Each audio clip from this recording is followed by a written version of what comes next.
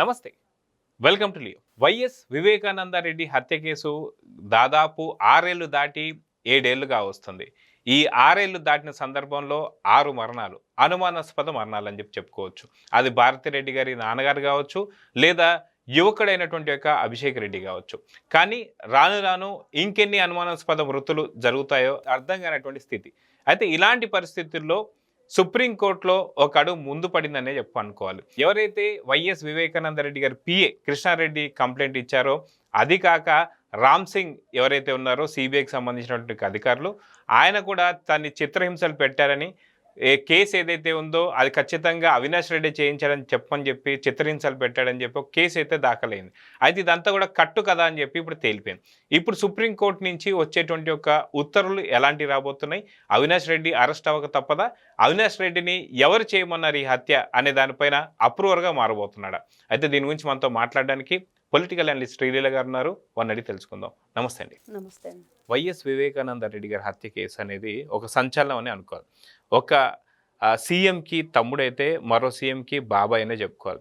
అయితే దాదాపు వైఎస్ జగన్మోహన్ రెడ్డి 5 ఏళ్ళు 2019 నుంచి 24 దాకా ఉన్నప్పుడు కూడా ఎక్కడ కూడా ఈ కేసులో ఒక కొలిక్ అయితే రాలేదు.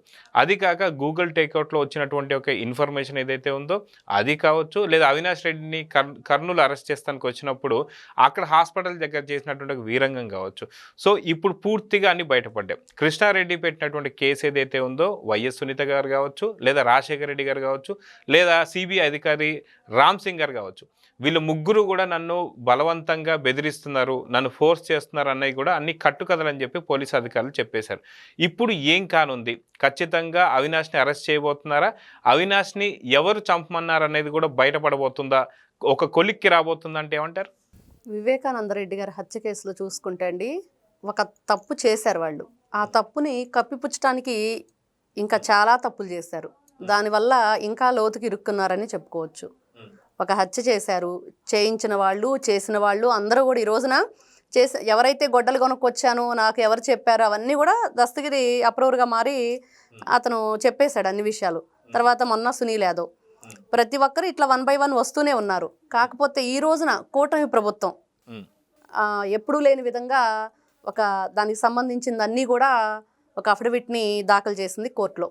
దానికి సంబంధించి ఏదైతే ఉందో గూగుల్ మ్యాప్లో కూడా ఎవరైతే అవినాష్ రెడ్డి అతని దగ్గర ఇంటి దగ్గరే కనిపిస్తుంది. వీళ్ళంతా లొకేషన్ కూడా వీళ్ళందరూ కలిసే ఉన్నారు, కలిసే చేశారు.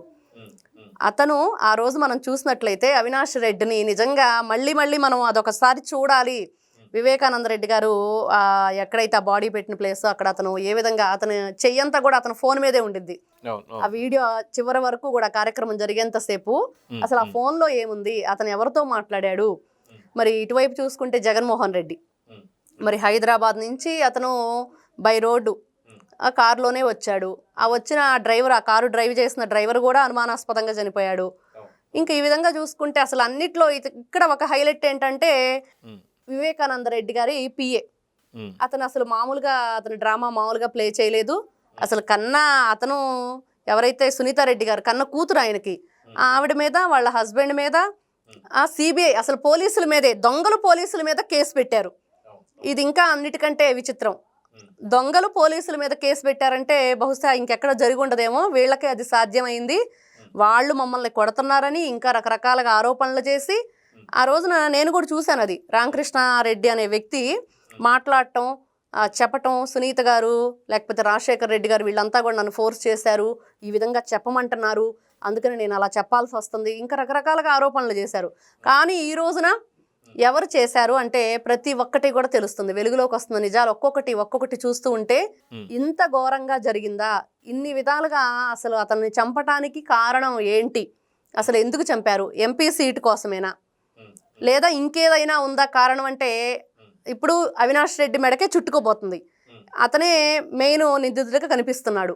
మరి అతను ఏం చెప్తాడు, తనంతట తాను చేశాడా లేకపోతే తనని ఎవరన్నా ప్రేరేపించారా ఆ విధంగా చేయటానికి అనేది. మరి అతను ఫోన్ కాల్స్ డేటా కానివ్వండి, గూగుల్ మ్యాప్ కానివ్వండి, ఏదైనా దాంట్లో మాత్రం ఖచ్చితంగా తెలుస్తుంది అతను ఎవరితో మాట్లాడాడు, ఎవరు చేయించారు, అన్నదమ్ములా లేకపోతే ఇంకా తోడబుట్టిన వాళ్ళు ఇంకెవరైనా ఉన్నారా, ఎవరెవరు దీంట్లో కర్త కర్మ క్రియ అనేది తొందరలోనే పాపం సునీత గారు నిజంగా ఆడపిల్ల అయ్యి ఉండి ఎక్కే గడప దిగే గడప అన్నట్లుగా ప్రతి ఒక్కటి వీళ్ళ విషయంలో నిజంగా ఎంత ఇదంటే పోలీసుల మీద కూడా వీళ్ళు కేసు పెట్టారు. సిబిఐ వాళ్ళు కూడా చివరకు ఇబ్బంది పడే విధంగా ప్రవర్తించారంటే మరి కొంచెం గట్టిగానే రియాక్షన్ ఉండిద్దని అనిపిస్తుంది.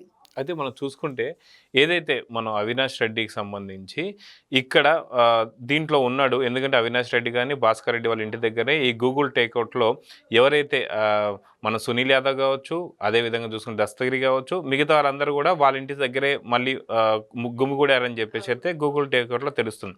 అది కాక తెల్లవారుజామునే అవినాష్ రెడ్డి దగ్గర నుంచి జగన్కి ఫోన్ వెళ్ళినట్టు కూడా మనకు తెలుస్తుంది. అందుకే చెప్పారు, ఏదైతే అజయ్ కల్లం ఎవరైతే ఐఏఎస్ ఆఫీసర్ ఉన్నారో మేము దాదాపు మేనిఫెస్టో తయారు చేస్తున్న సందర్భంలో ఉదయాన్నే 4:30 ఆ టైంలో మాకు ఫోన్ వచ్చింది, జగన్ గారు పైకి వెళ్ళారు, కిందికి వచ్చేసి బాబా ఈజ్ నో మోర్ అని చెప్పేసి అన్నారని చెప్పేసి అంటున్నాం.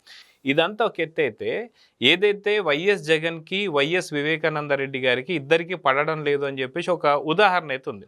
అది బంజారా హిల్స్లో ఒక చిన్న ఫంక్షన్కి వెళ్ళి వస్తున్న టైంలో ఏదైతే ఇద్దరు రోడ్డుపైనే సవాళ్ళు విసురుకోవడం కావచ్చు, తొడలు కొట్టి నీ అంతు చూస్తా అని చెప్పేసి వివేకానంద రెడ్డి గారు అన్నం కావచ్చు, అంటే రెచ్చగొట్టేటువంటి ధోరణి. వాస్తవానికి రాజశేఖర రెడ్డి గారికి కానీ లేదా వివేకానంద రెడ్డి గారికి కానీ జగన్ని హైదరాబాద్ తీసుకురావడానికి అసలుకి ఇష్టం లేదన్న సంగతి కేవీపీ గారు చెప్పారు, అదేవిధంగా ఉండవల్లి అరుణ్ కుమార్ గారు గతంలో చెప్పారు. సో ఇలాంటి సందర్భంలో జగన్ కసి కట్టాడు కాబట్టే ఆ పనిని అవినాష్ రెడ్డికి అప్పచెప్పాడని చెప్పి కొన్ని వార్తలు వస్తున్నాయి.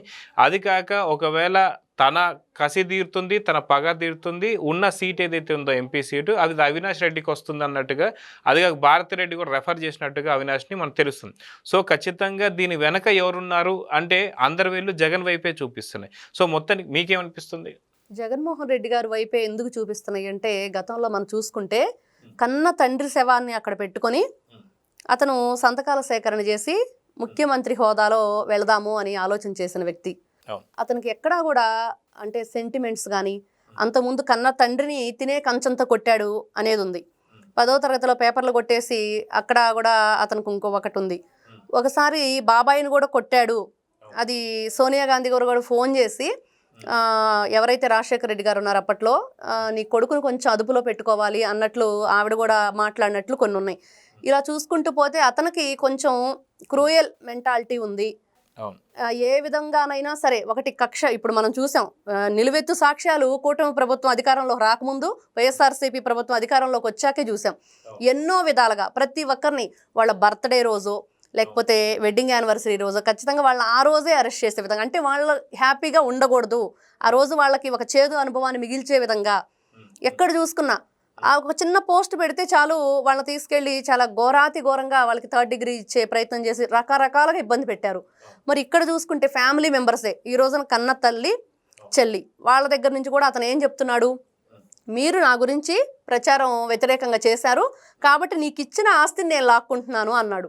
అతనే స్వయంగా చెప్పేశాడు. మరి ఇంత దురాలోచన గల వ్యక్తి ఇది చేశాడు అంటే ఖచ్చితంగా ప్రతి ఒక్కరు ఎవరు కూడా కాదనే పరిస్థితి లేదు. ఇక్కడ ప్రతి ఒక్కరు అదే ఆలోచిస్తున్నారు. ఇన్ని విధాలుగా ప్రతి ఒక్కటి కాదు 2 కాదు ఎన్నో ఉన్నాయి. ఇలాగా ఇన్ని విధాలుగా ఉన్న వ్యక్తి ఈ రోజున కొత్తగా ఎవరైతే ఇంతకుముందు అతను పార్టీలో ఒక వ్యక్తి కూడా మీడియా ముఖంగా చెప్పిన విషయం ఏంటంటే, మీరు పార్టీలోకి వస్తే మీకు ఏదన్నా ఒక పోస్ట్ ఇవ్వాలంటే చంద్రబాబు నాయుడు గారిని, లోకేష్ గారిని వీళ్ళందరినీ తిడితేనే మీకు ఒక మంత్రి పదవో ఏదైనా ఉండిద్ది అని చెప్పేసి గుంటూరు చెందిన ఒక వ్యక్తి మీడియా ముఖంగా చెప్పాడు. ఇట్లా ప్రతి ఒక్కటి చూసుకుంటే అవినాష్ రెడ్డికి ఉండే అతనికి ఉంది లాభం, మరి ఇతనికి ఉండే లాభం ఇతనికి ఉంది. లాభం అంటే ఇతనికి ఏముంటుంది, కక్ష సాధింపు చర్య అనే అనుకోవచ్చు. అలాగా ఇతను ప్రేరేపించాడు, కానీ అసలు ఎవరు చేశారు అనేది మాత్రం ఖచ్చితంగా బయటకి అతి త్వరలోనే వచ్చింది అని మాత్రం తెలుస్తుంది.